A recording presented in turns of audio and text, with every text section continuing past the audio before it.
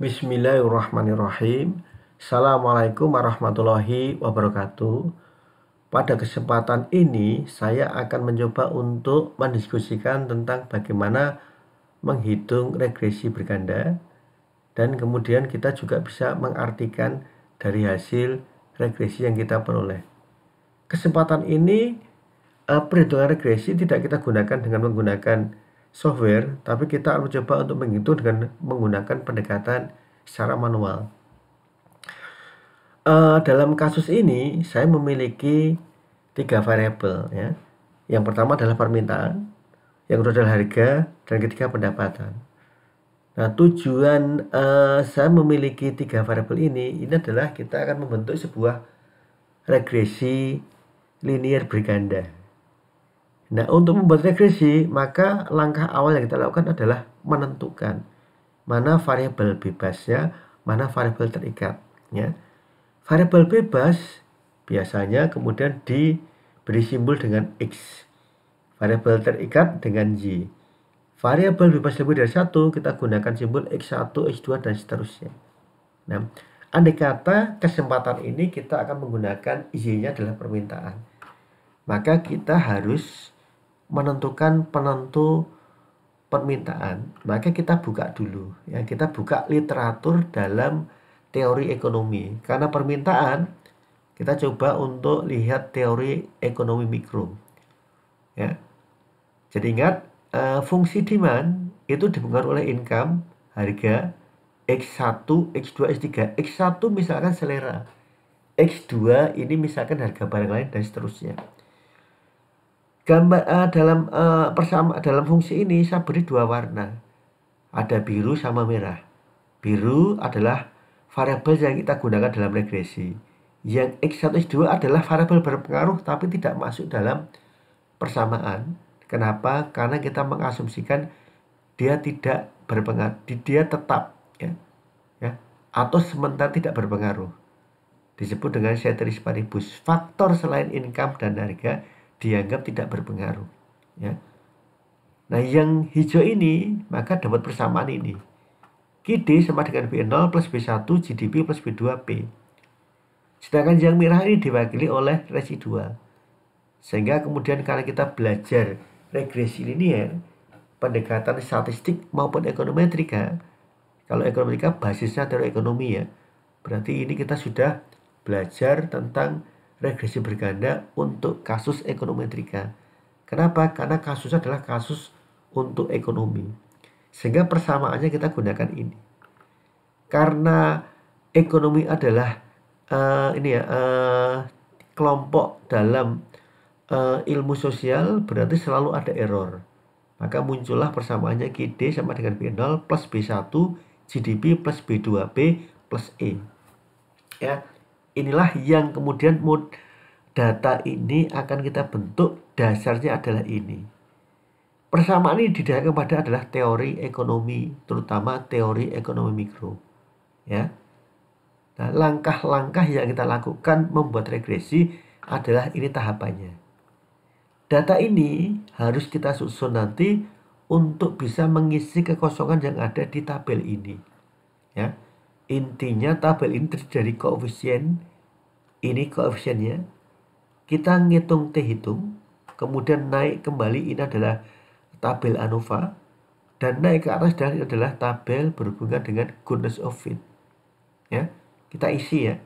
Kita isi secara manual ya. Oke, kita mulai. Tahap pertama kita cari koefisien T hitung. Nah, dalam menghitung regresi, maka karena linear, kita menggunakan pendekatan dalam literatur statistik ekonometrika, kita gunakan ini. Inilah yang disebut dengan metode kesalahan kuadrat kecil ya, terkecil ya. Jadi kita akan mencoba untuk meminimalkan kesalahan kuadrat ini ya, terkecil tadi ini ya. Nah, ini kita bisa gunakan dengan sigma Y sama dengan NB0 plus B1 sigma X1 plus B2 sigma X2 ya. Karena 3 variabel berarti ada 3 persamaan ya. Ini semuanya membantu kita untuk nanti menyelesaikan. Sigma Y dan seterusnya itu adalah persamaan 1. Ini sigma Y ya.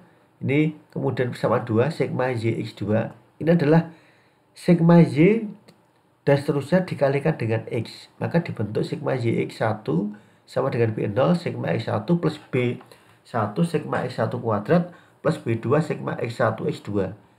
Sigma Y X2 sama dengan B0 sigma X2 plus B1 sigma X1 X2 tambah B2 sigma X2 kuadrat. Ya. Sigma Y inilah sigma Y. Ya. Sigma Y X1 inilah sigma Y X1 tuh ini. Nanti kita cari ya. Nah, kita cari dulu, kita masukkan ini. Ya. Kita coba kita masukkan ke sini dulu, klik copy. Kita paste ke sini. Ya. Nah, berarti kita sudah dapat ini ya. Sigma Y sudah dapat. Maka kita masuk ke sini. Ini sama.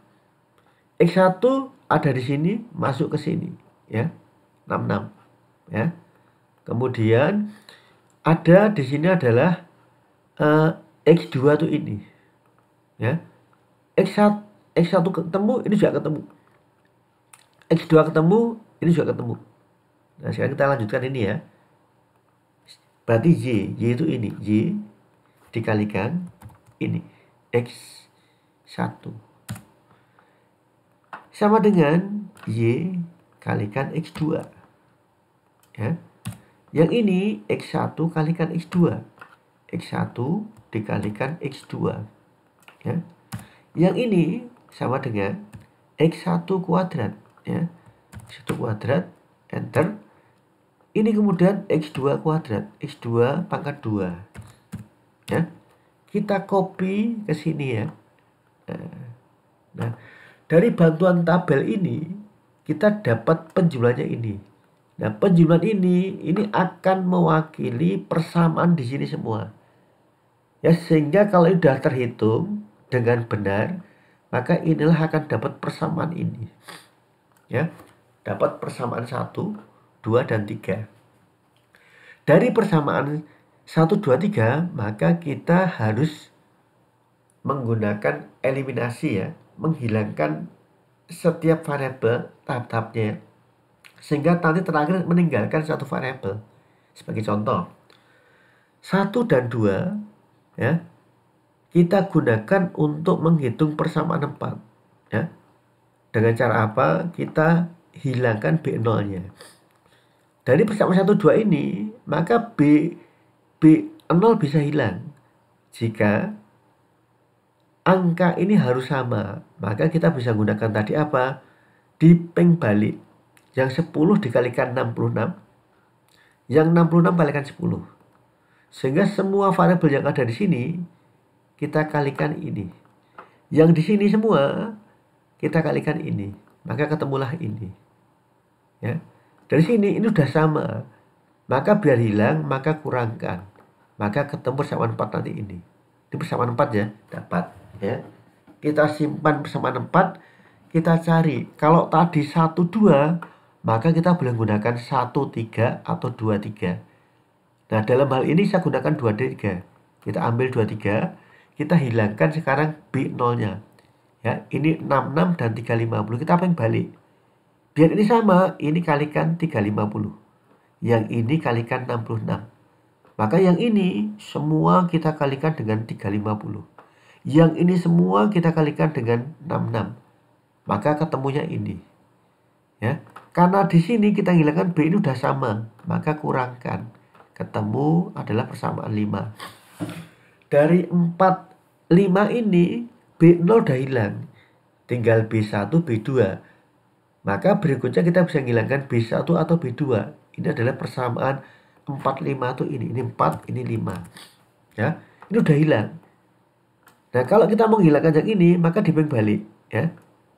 Ini adalah 1, 3, 20 dikalikan ini. Semua yang ini ada di sini, kalikan dengan 1, 0, 3, 20. Yang di sini, semua kita kalikan dengan 1, 4, 4, ketemu ini.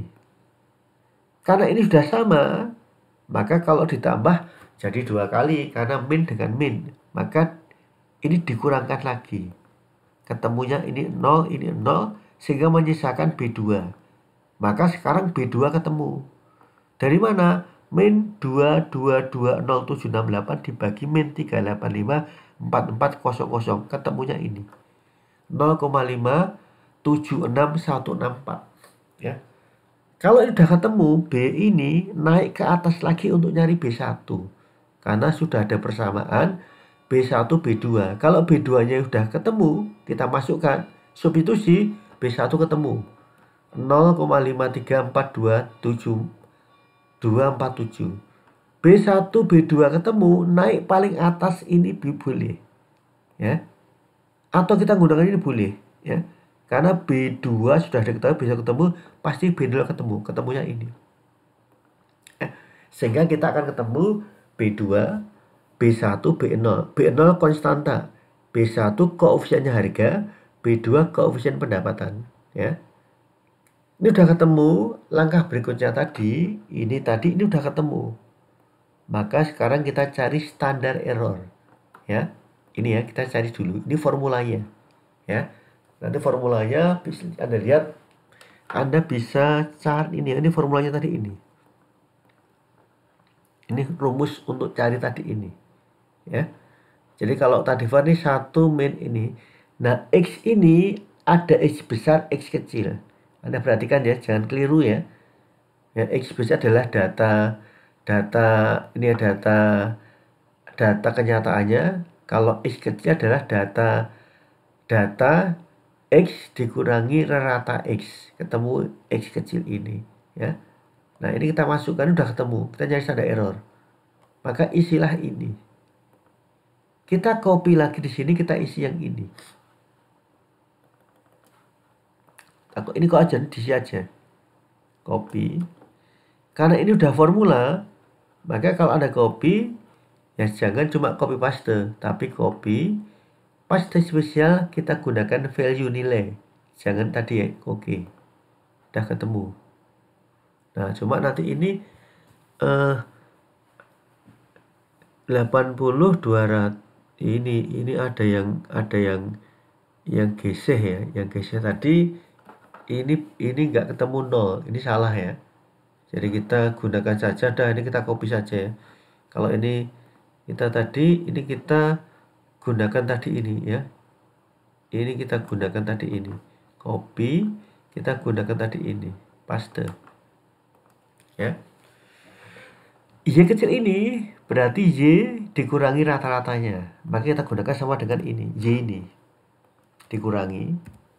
Ini F2, F4 tekan 2 kali. Ya. Dibagi 10. Ya. Kita enter, berarti kita enter ini ya. Ini akan sama. Sekarang X1 kalikan X2, X1 kali X2. Ya.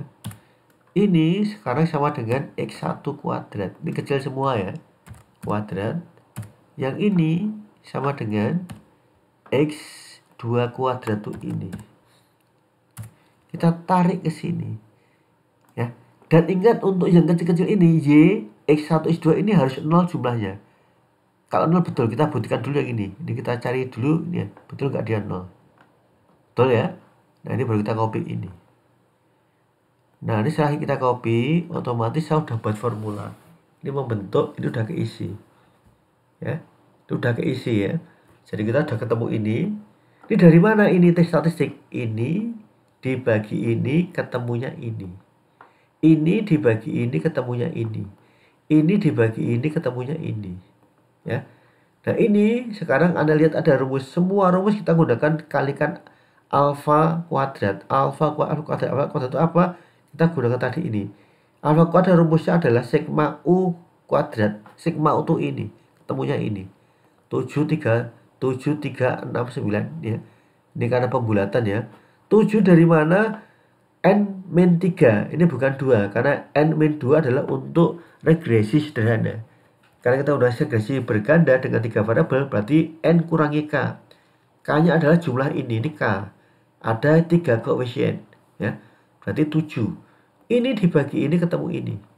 Ini ya. Kita masukkan semuanya rumus var. Nanti kalau udah var ketemu, standar error adalah akar dari var. Ya. Itu kalau diakarkan, makanya ini diakarkan tadi ini, ya, udah ketemu. Ya, berarti tahap ini sudah dilalui, ini sudah yang bawah sudah ketemu semua. Nah, tinggal T hitung ini ada temannya menggunakan P value atau menggunakan ini ya, T tabel. Kalau T tabelnya kita gunakan tadi ini T tabel ya. Kita gunakan apa? Sama dengan, karena uji T kasih T, kasih inverse ini ya, dalam kurung alfanya berapa? 0,05 ya. Kemudian titik koma, degree freedom-nya berapa? N min K, berarti 7 ya. Ini berarti ini semua sama ya. Nah, sekarang Anda uji T hitung dan T tabel. Kalau gede T hitung atau T statistik berarti signifikan. Ini enggak signifikan, jadi tidak signifikan. Ini tidak signifikan ya, tidak signifikan. Ini tidak signifikan, ini signifikan ya, karena 11 lebih gede daripada 2,3. 1,3 lebih kecil dari ini ya. Nah, kalau sudah ketemu, nyimpulkan tadi ini uji parsial, berarti yang berpengaruh hanya pendapatan, harga nggak berpengaruh ya. Yang menentukan permintaan salah satunya adalah pendapatan. Pendapatan punya prioritas ya, dia sangat berpengaruh. Kalau pendapatan sudah nggak berpengaruh, otomatis harga nggak bisa disimpulkan ya. Karena harga itu tergantung murah mahal, tergantung pendapatan ya. Kalau kemudian nggak punya pendapatan, ya harga nggak bisa diputuskan ya. Jadi kalau orang itu nggak bisa beli barang karena nggak punya pendapatan ya, berarti ini penentunya ini adalah pendapatan sangat berpengaruh terhadap permintaan ya. Ini ya. Nah, sekarang kita gunakan ANOVA untuk ngitung secara bareng-bareng bagaimana pengaruh harga dan pendapatan terhadap permintaan. Kita pakai ANOVA ya.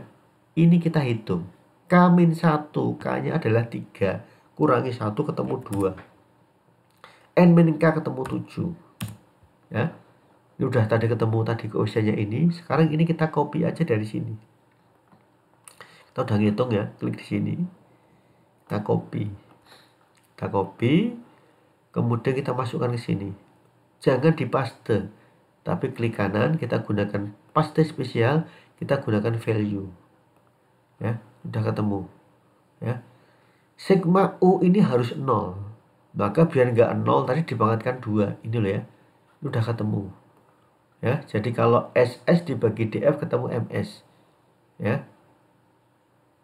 Ini SS tadi dibagi residual, DF nya ketemu MS, maka 118 dibagi 1 ketemu 112.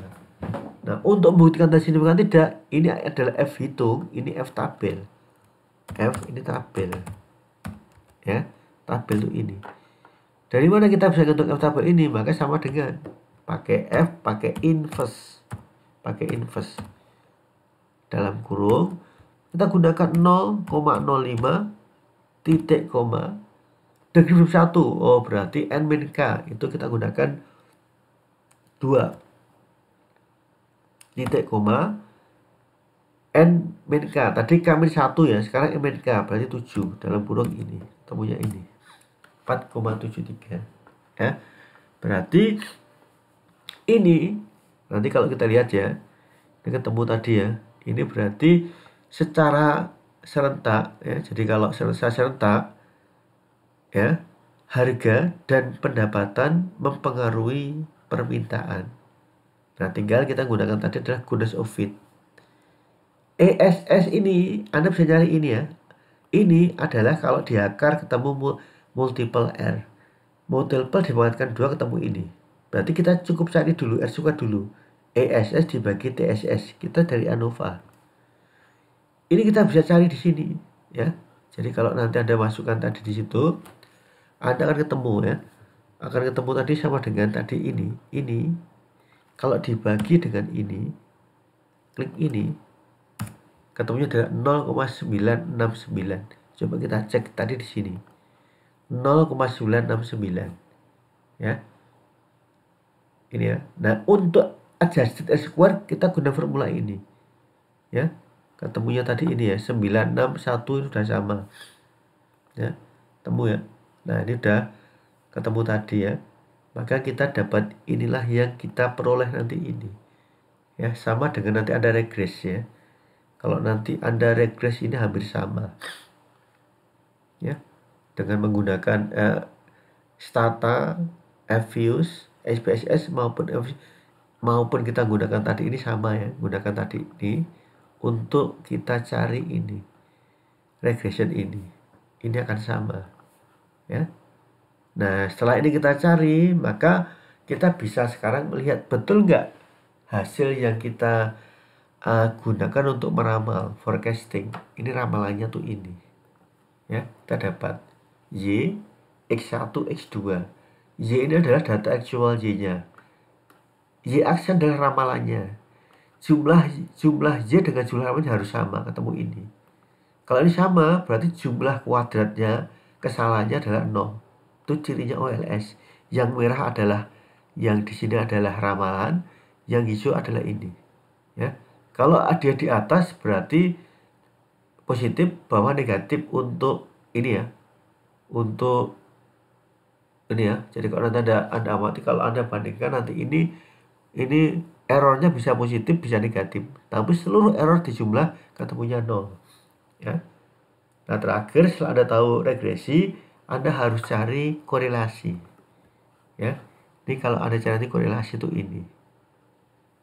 Kalau nanti kita cari korelasi tadi ini ya. Jadi kalau kita gunakan tadi adalah R X1Y, berarti kita hanya cukup gunakan ini untuk ke sini. Copy, kita gunakan nanti ini ya. Paste. Udah ketemu 0,6473. Artinya ada hubungan ya. X1 dan Y ini dia memiliki hubungan ya.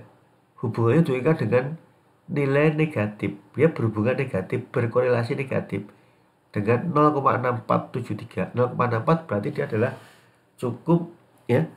Kalau nanti adalah hubungannya adalah ini adalah cukup kuat ya, karena 0,6 ya. Ini antara X1 dan Y.